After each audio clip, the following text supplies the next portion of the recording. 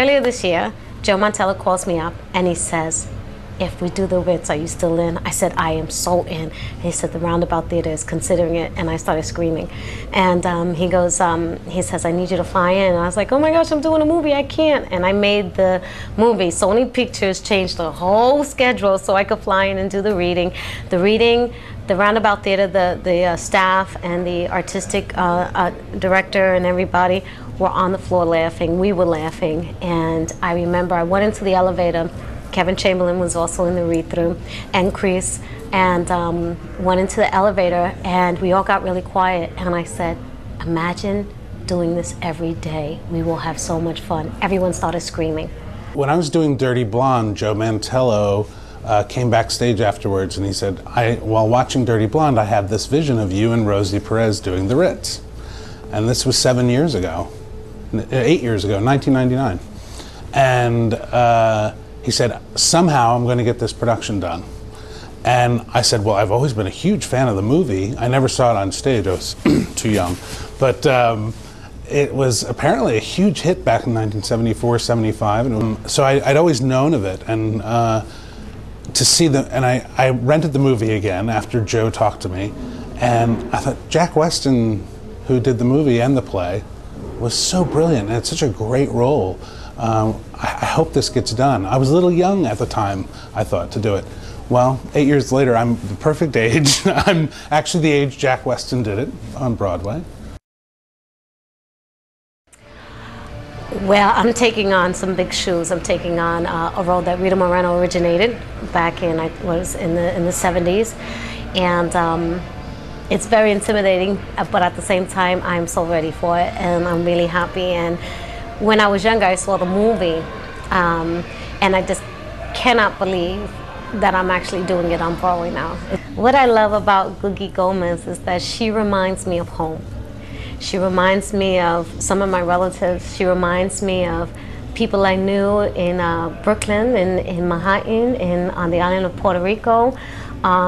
She just reminds me of a pure heart that has a dream, and she's not going to let anyone stop her. And you know, and my job is to try to find the honesty in this character and not just make her a caricature. And I'm working really hard. That is my biggest challenge right now, because I don't think that anyone that I grew up with is a caricature. They're people, and they were wonderful people in my life. And I want to bring that forward to the stage. You know, yes, it's funny. Yes, it's over the top. It's a farce, but she's a human being. And I want everyone to relate to her, because everybody has a dream.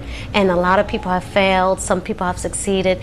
But I think that you know, whether you make it on the big stage or not, if you keep articulating your dream and you keep moving your dream forward, you're successful. So to me, Googie is a success, and that's why I fell in love with her. Okay. I'm playing Gaetano Proclo, who owns a sanitation company in Cleveland, Ohio. And his brother-in-law has a hit out on him because his wife's father on his deathbed said, get Proclo. He never liked me. The whole family never liked me. And so I'm on the run from the mob, the garbage man mob. And I end up in a bathhouse, a gay bathhouse in 1974 in the Village called the Ritz. And I'm hiding out from the mob and run into all these colorful characters. And I basically it changes my perspective of that, that subculture that at the time was pretty unknown to most people.